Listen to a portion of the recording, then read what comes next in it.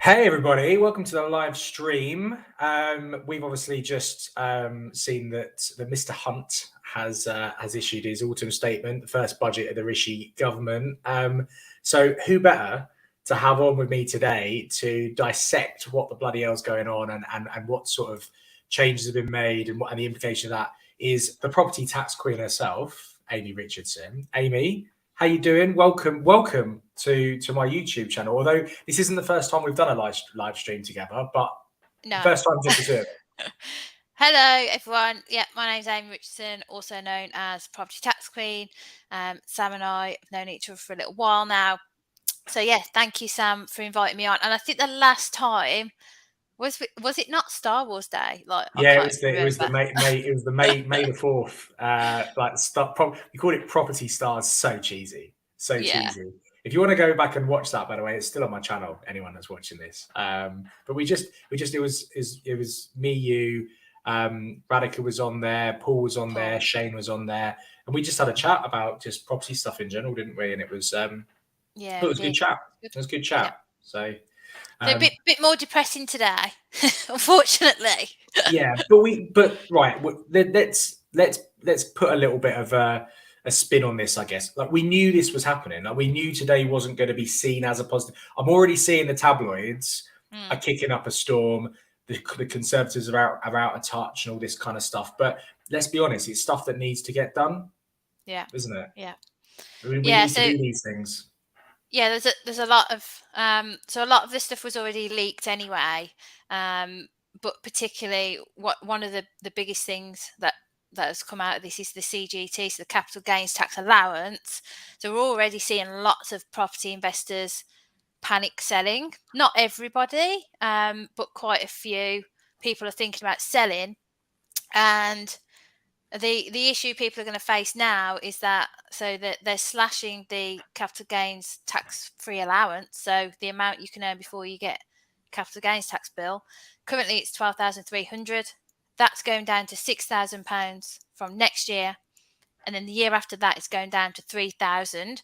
So I fully suspect we're going to see a bit more of a push on people selling some of their investments in the near future, definitely.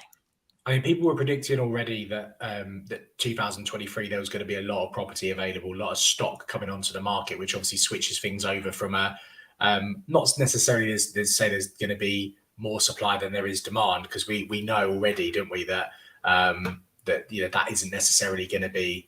That's never really going to be the case, I don't think. But yeah, certainly we've seen. I think this is just going to add to that. Surely that there's going to be lots of stock available. So from an investor's perspective that is looking to get in and grow their portfolio, is this actually good news? Maybe. I would say yes. So anyone who's sitting on cash reserves, maybe someone who's kind of nearly there, who wants to get into property, holding out till next year may be a good option, because there's potentially good deals coming on the market, and that's definitely the message that I've been seeing from the current clients that I've got and the people I'm around. So there's two elements to it. You've got the people who are panic selling, or they've got a legit reason to sell, and that's fine. And then you've got the other people who are kind of sitting pretty and waiting for those deals to come in. And perhaps we may see below market value deals again. Let's see. But yeah, that's how it's definitely looking at the moment, but we shall see. I should just quickly say, quick hi to Ed, who said hi, and also this is going live on LinkedIn as well, and it's come up. It just says hi Sam from a LinkedIn user. So unless your name is LinkedIn user, which I imagine it probably isn't, apologies that your name hasn't come up, but sorry about that. But hello to you too. One thing that was rumoured as a possible kind of real left field CGT change that could have been made was actually adding CGT to residential properties. They haven't done that, which I was pretty much nailed on that they weren't, but that was something that was going to be rumoured. So at least that residential homeowners still don't have to pay any CGT when they sell their properties. Correct. Yeah. So that's down to the private principal residence relief, so you can still benefit from that. There's some murky waters there with some people who may buy a home, live in it for a few years, and then sell it and then keep doing it. You need to be careful with what you're doing in that respect. But in most cases, for the general homeowner, there's no particular tax change in that regard. No. Yeah, well, I think that's a positive, and I think the thing is somebody was talking to me about this the other day. They were saying, "Oh, the property market's taken a bit of a hit. Maybe one of the biggest hits it's taken in quite some time." And they said, "Are you concerned about that?" And I went, "Not really, no, because I think that we've actually got bigger. I think the government have got bigger fish to fry. Our property market has shown time and time again how it's quite resilient, and it can bounce back. The one big thing that people aren't necessarily talking about, yes, okay, mortgage rates have gone up, they're steadily coming down a little bit, and I think they will continue to do so off the back of this. We'll go into a bit more detail, but I think one of the overarching themes of this budget is that it shows a clear roadmap, I think, that the government have a plan to increase economic growth, improve our economy, essentially get it back to where it should be, and whether that means hardship in the short term or not, I think a clear roadmap is usually enough to give stability to the markets, which should have a positive knock-on effect for mortgage rates. But there is still a lot of money available to lend. So that what a lot of people talk about is supply and demand in the property market. Yes, supply and demand, yeah, but supply and demand is fueled by availability of cash to buy properties with. So that's why I'm saying, even though there's still going to be loads of stock available, and that's going to increase over the course of the next year or so, the CGT changes are only going to fuel that. I think we are seeing that the availability of cash and lending is keeping up with that. So I think that's going to be enough to stop a clear, massive market crash. We're just going to see more opportunities. We've just been through, 2.5 years of the most ridiculous property market I've ever seen. I don't know about you, Amy, but I know you're much younger than me. But it's I think we're heading into maybe a market that's just going to be a little bit more like a normal market. So there's going to be more deals available just purely because people's expectations of prices are not going to be stupid. So I can't see it being a market crash, but there's just going to be more opportunity, right? Yeah, and I think that's the main thing to focus on, is the opportunity. Like, obviously, we're facing these tax rises, etc. But if there's a way to, bank on that in some respect because of the way the property market is going, then there's definitely some people out there that are going to benefit from these changes within the market. So I don't suspect that we'll see like a downturn in the purchasing of investments. And I personally know a lot of people who are ready and willing and still want to get into property despite all of the changes we've had with interest rates, etc., etc. So I think it still remains as a solid investment choice. And given what's been going on in the crypto world lately, it just goes to show that there are different options out there, but property still remains, in my opinion anyway, one of the top choices. So make an opportunity out of it. It's not all bad. If you can make something good out of bad times, then I think you're on the right side of things for sure. Yeah, I couldn't agree more. I think that there's a ton of opportunity, and you're absolutely right. Hadn't actually thought about that comparison. Actually, talking about obviously what's been going on crypto wise recently. I can't remember the name of the company that's just gone under. That's the FTX. Yeah, that's it. It just one of those things. I know what it is, and I just couldn't get it out of my mouth. That just it just what it does for me is I'm not anti crypto by any stretch of the imagination. I think that it's here to stay in, and it just maybe needs a little bit of regulation, all that kind of stuff, and it'll be phenomenal. It's still a great investment for the long term, I think, but it just shows that all the mechanisms, all the security, all the infrastructure that's in place, all the regulation that's in place around buying and selling property and borrowing money to buy property with, it just highlights actually how much of a strength that is. I get a lot of my clients, obviously, in what I do in terms of raising them their finance, moaning quite a lot about how long it takes to get a mortgage, for example, nowadays, because of all the red tape you've got to get through, all of the documents you've got to provide, all this kind of stuff. And I say to them, well, what's the alternative? Would you just prefer them just to lend you money without getting this information? It becomes so unsecure, and it actually undermines the entire property market, in my view. So I think it's just about knowing the game and playing it.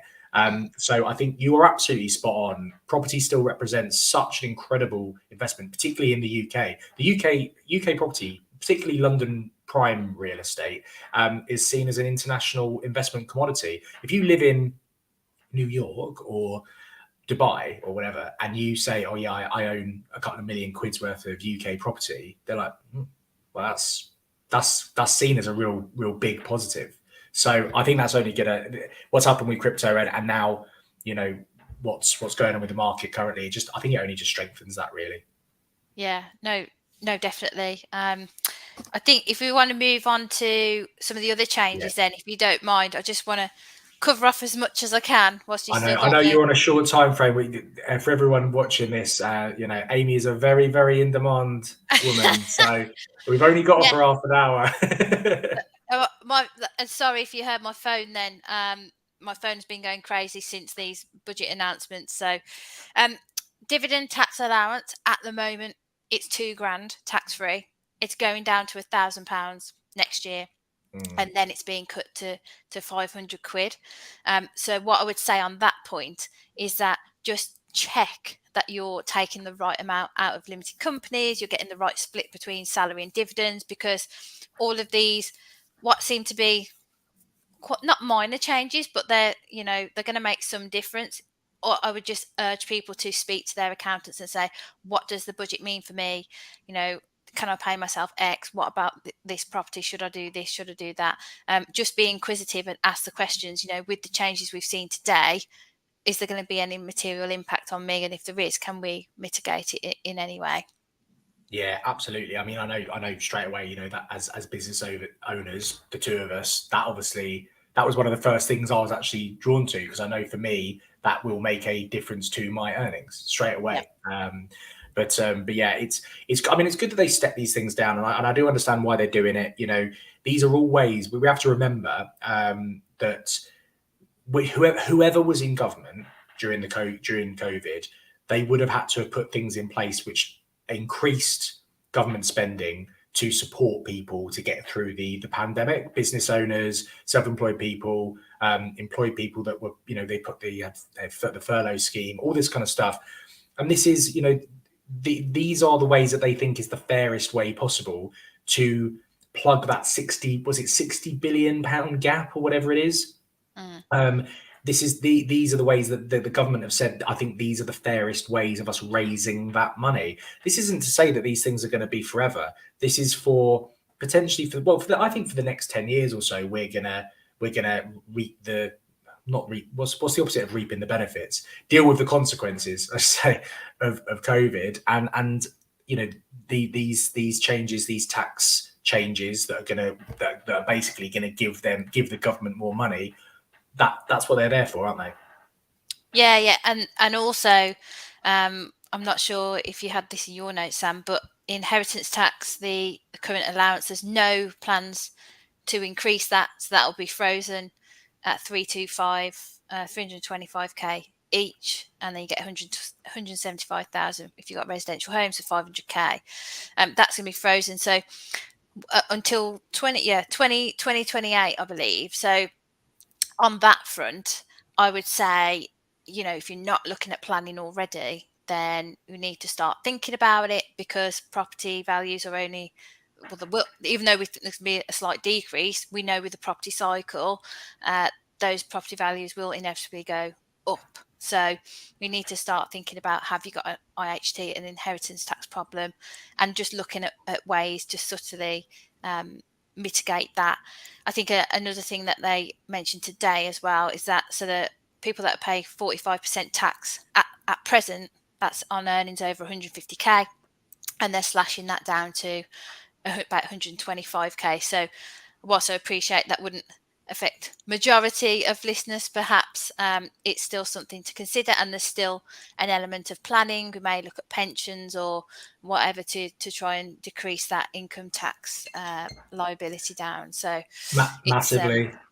yeah, it's a hard topic. I made a note of that, and what I actually saw on that was they have estimated, I think, bearing in mind what we just said about plugging that gap, that £60 billion gap, they've said it's around 250,000 people will mean that their tax bracket changes, and if you then actually think about how much extra revenue that will generate, that is massive. As much as it's a minority of the country are in that bracket, adding those 250,000 in, and the thousands and thousands and thousands and the millions that it's then gonna generate, that's quite a.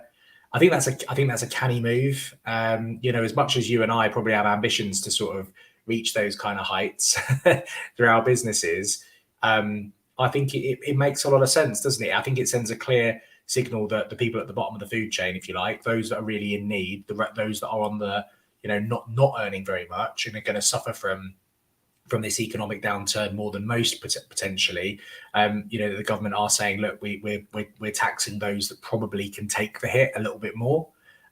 So for me, I'm not a socialist by any stretch of the imagination, but I do think that that's quite a. I think it was an inevitable that they were going to make that change. I'm surprised they actually took it down to 125. I thought they might just take it down to 140 or 130, but 125. I guess, I suppose it's not that much difference really, but obviously they've got their economists that are sitting there working out how much they think they're going to get, aren't they? I mean, when you start earning over £100,000, you start to lose your personal allowance as well. So there's kind of a double hit there really for people within that bracket.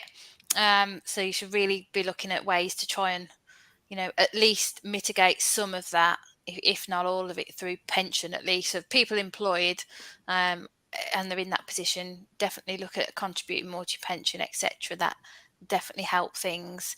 But yeah, those are the main takeaways from today. But I think mainly for people in the property space, business owners, we're going to have to look at that split between the divs and the salary, and then also just how you're set up for tax purposes, because now with the capital gains tax changes, don't forget people who have got properties within a limited company are unaffected in some way, shape or form, because they don't get taxed the same. They will pay corporation tax on any chargeable gains. So there's still an argument there to say that limited companies are one of the best tax structures for property investors, because no doubt I will get asked that question, with all the change that have happened, should I still do this in a limited company or should I do it in my own name? So I think it just reiterates the point that, you do need to think carefully about what structure you use.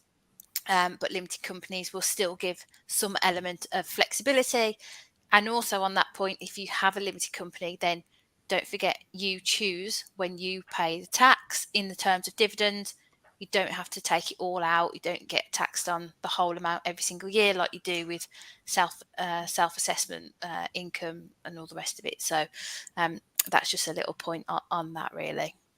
That for me is, and I know I've said this to you previously, that's the biggest thing for me about limited company structures is the control is put back in your hands, rather than, if you're just self-employed, then you take your profits, you pay your tax. That's the way it is. If you set up certain structures, as you quite rightly said, it's about you deciding how and when you pay that tax. You're gonna have to pay it, but if you've got more control, it allows you to, I think, strategize a little bit more and think a little bit more about how you're going to run your business and all that kind of stuff. And from a property perspective, if you're acquiring assets, then obviously, again, there is that element of control about how you're going to pay tax, if any, on acquisitions and sales and whatnot. That just, I think, on the whole, I mean, look, we should say a bit of a disclaimer that anyone watching this, we're not giving any tax advice here. That should go without saying, but as well as I do, Amy, that we have to say that this is just general for anyone watching. But yeah, you're right. It's just all about control, isn't it? And I think, you know, as you quite rightly say, these changes, they're here, and they are gonna impact a lot of people. But it's gonna raise a lot of money for the government to hopefully, you know, as I say, plug that deficit that we've got, get the economy back on track, which is going to benefit everyone really in the end, isn't it? Yeah, no, it is 100%. You know, we can't change what the government feed to us. It's a case of reacting, but reacting in a proactive manner, if that makes sense. Like, don't just take the information and do nothing. Ask the right questions and look at different vehicles. And what I mean by vehicles is, you know, should you own your property in a company? Should you look at trusts for inheritance tax planning? All these things still exist and can still be utilised to help control what you own, you know, and when you dispose of it and how much tax you pay, etc. That, and they're not just for wealthy people; they are there for everybody. You know, there's not a set limit that say, oh, you have to have X, Y, and Z to do this. No, they're available to everybody, and I'd urge everyone to start asking questions to their advisors to say, we know this now. Is there anything I should be doing? And I think just instigating that conversation would be, if you get anything from this video, I would take that away. Just ask those questions, just to make sure, you know, even if it's just a little impact that it would make. I think it's just worth asking the right questions to the relevant advisors. I couldn't agree more, and I guess that brings us on quite nicely to sort of, by way of kind of wrapping things up. Obviously, you are the property tax queen, just the tax queen in general, Amy, I reckon. So obviously, you've given advice there to say reach out to the professionals, to the people that can assist you. You're in a great position to be able to do that. So, you know, if people want to actually reach out, book a call with you, discuss working with you moving forward, what's the best way of them actually doing that, so people that do need that advice can get it from the right person? Yeah, so you can get me on Instagram. My tagline is @propertytaxqueen, or you can email me directly. Look at Contact that at, across the bottom straight wow, away. he's on it. Look at Look at this plug at the end. that. I Or know. you can email me, contact @propertytaxqueen.com, and I will come back to you. Perfect. Excellent. Well, Amy, I suppose all that's left to say is thanks ever so much. I know today is one of the most busiest days of the year so far for you with everything that's gone on. So I really appreciate you taking just a small amount of time to share your knowledge and insight. I'm sure there's going to be lots more coming out in the next days and weeks to come. We're going to start seeing the impact of this budget. But yeah, Amy, for the time being, thanks so much. And try and enjoy the rest of your day. I think you're probably going to have a late one today, aren't you? We'll see. School run time now. Awesome. Multitasking. Hope everyone enjoyed that. And as I said, if you've got any follow-up questions for myself or Amy, you can find us both on Instagram, Amy @propertytaxqueen and myself @the_Sam_Norris. We'll look forward to seeing you all again very soon. Thanks for joining us. Cheers. Thanks, guys. Bye.